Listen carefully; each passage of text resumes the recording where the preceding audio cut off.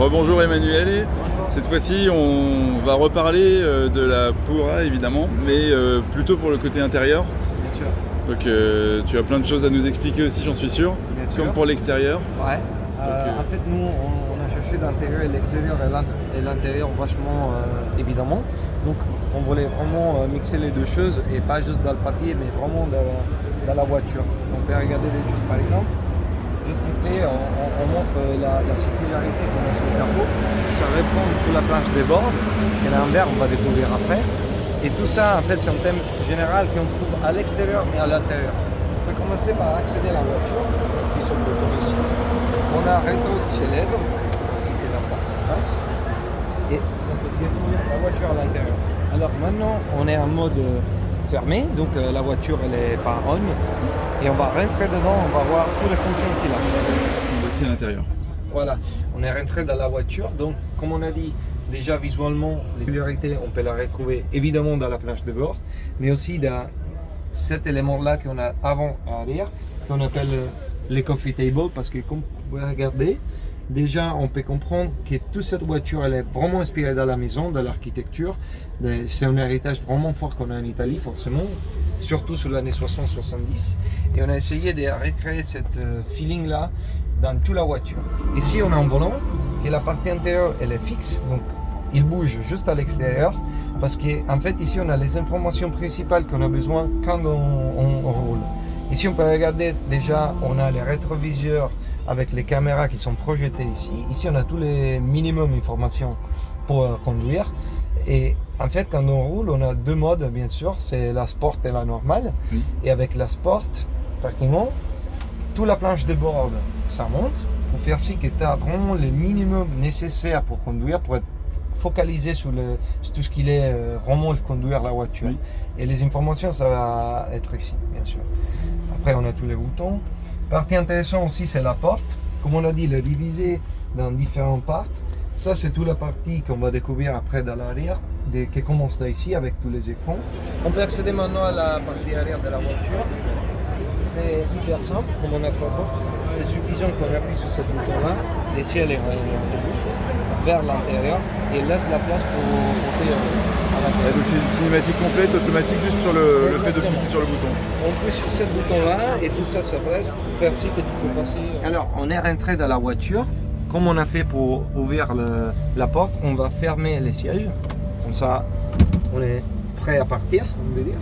Du coup, la partie derrière, vraiment, pour moi, c'est la partie plus intéressante, bien sûr, alors qu'il est fonctionnement et interactif, et mode interactif. Par contre, dans l'arrière, tu as vraiment cette sensation qu'on voulait chercher dans la voiture. Donc, cette mode cosy, vraiment maison, et vraiment salon. Ici, on peut regarder maintenant qu'on est ici, comme on est surtout dans la mode immersif, on est vraiment dans cet espace complètement dans la voiture, super confortable. On a autour de nous que du verre, donc on voit bien sûr tout ce qu'il est dans l'extérieur. Imagine un roulant, tout ce que ça va donner avec la ville, exactement, tu peux regarder tout ce que tu veux. Et vous pouvez imaginer déjà pas avoir la limite de la voiture ici, mais jusqu'à là. Donc ici, on va voir la même projection de qu'est-ce qu'on voit à l'extérieur ici. Et ça va donner vraiment une espèce de grand tourisme important. Et ici, on a les mêmes fonctions en fait.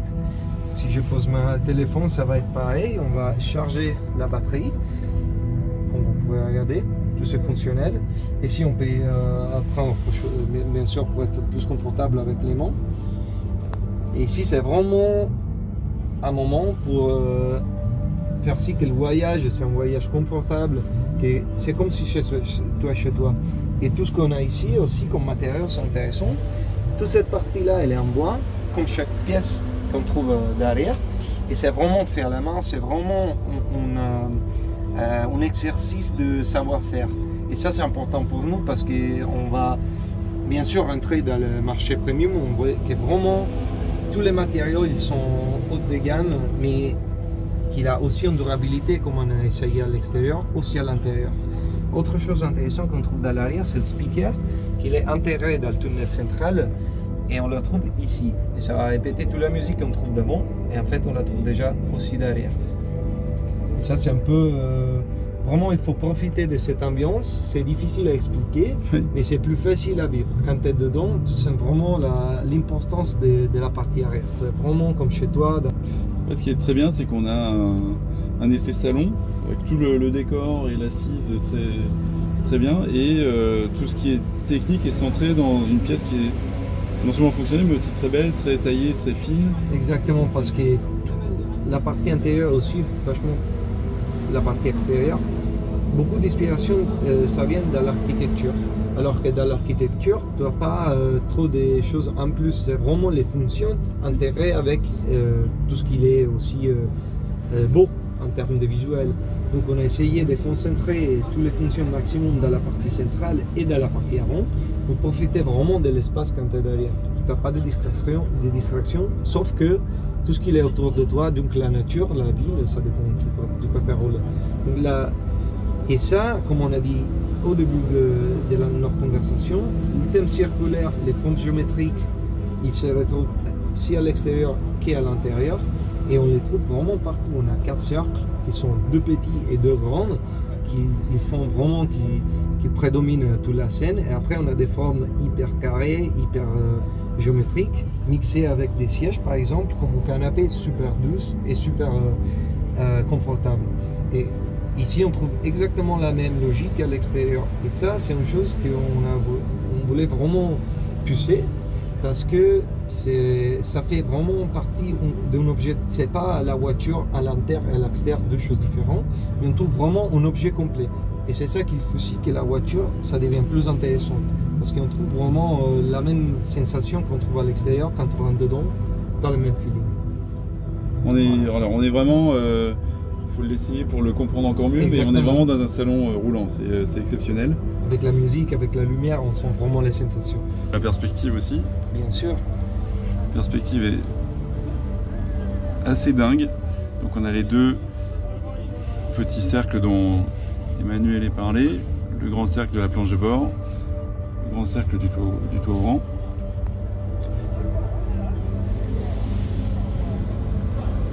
Et comme on a parlé hier pour l'extérieur, tu sais quel a été le mécanisme par rapport à l'héritage des Lancia historiques dans l'intérieur aussi? Bien sûr, en fait, vous pouvez regarder beaucoup des inspirations dans l'année surtout 70 et beaucoup dans bien sûr dans la Lancia HPE, oui, où il prend les noms. Par exemple, les sièges avant, vraiment color block, et surtout la partie arrière avec les Veneziane qu'on trouve aussi à l'intérieur.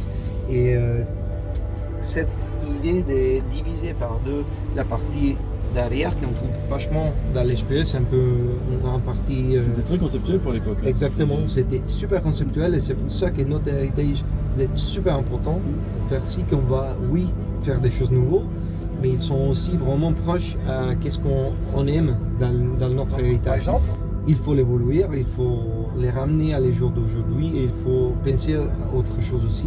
Mais il ne faut pas oublier qu'on a une histoire vraiment importante et la respecter. C'est ça un peu l'idée.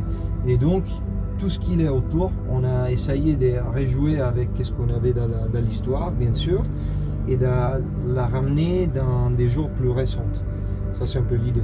Bien sûr, on retrouve beaucoup de choses de l'année 70, des color working à l'avant, des couleurs très fortes, les velures ici, que ça vient d'Acassina, comme on n'a pas parlé encore de ça, mais ça, c'était en collaboration qu'on a fait avec Cassina, qui est un super connu italienne, une boîte italienne, qui travaille avec l'immobilier depuis des années. Il avait déjà, à l'époque, fait avec des designers comme Mario Bellini et des autres, des collaborations avec Lancia à l'époque, et on voulait essayer de retrouver cet esprit vraiment haut de gamme, savoir-faire italienne, ici dans la voiture. Et tout ça, ça fait partie bien sûr de l'héritage Lancia, de l'héritage architectural italien.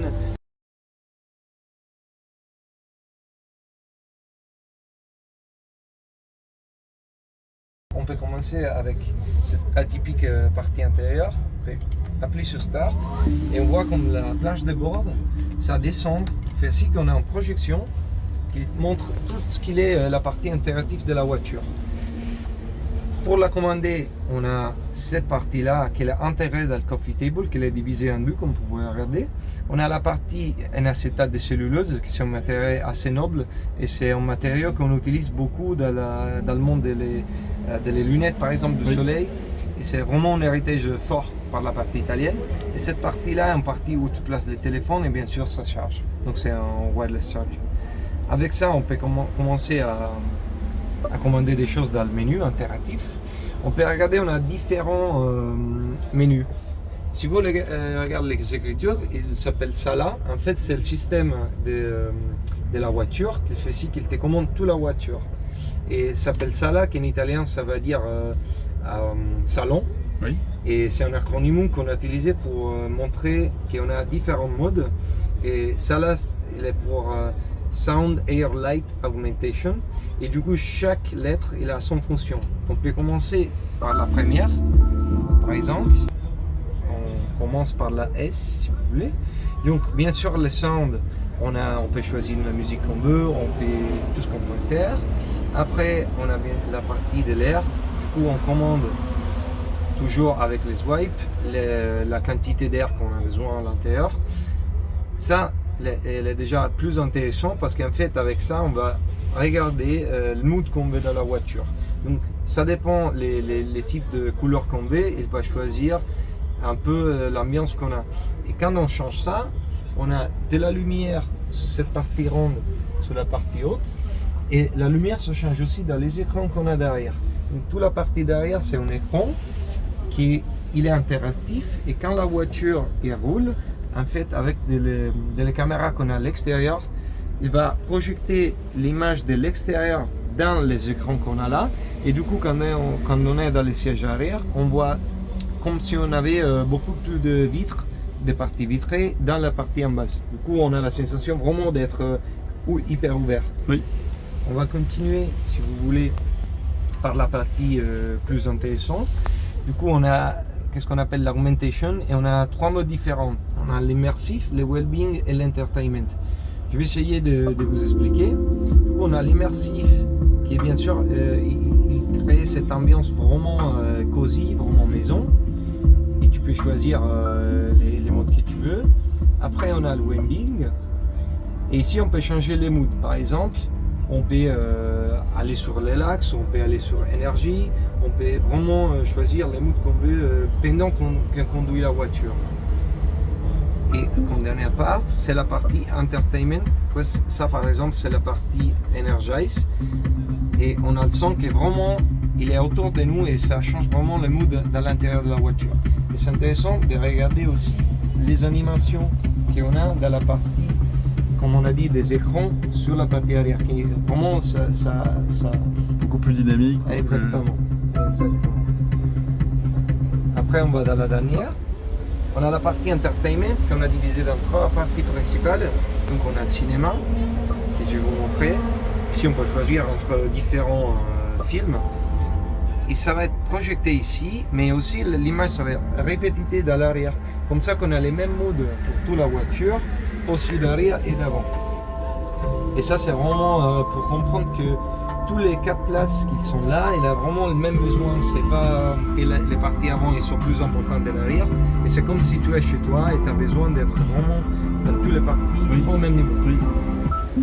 Après, on peut regarder, on a la partie social, donc toute la partie, on peut dire Instagram et tout ce qui est vraiment connecté avec les mondes. Et la dernière, c'est aussi intéressant, on a la partie gaming, donc ici, on peut vraiment profiter du jeu, on peut dire. Si tu veux, comme c'est chez toi, tu appelles sur la box, tu fais ce que tu veux.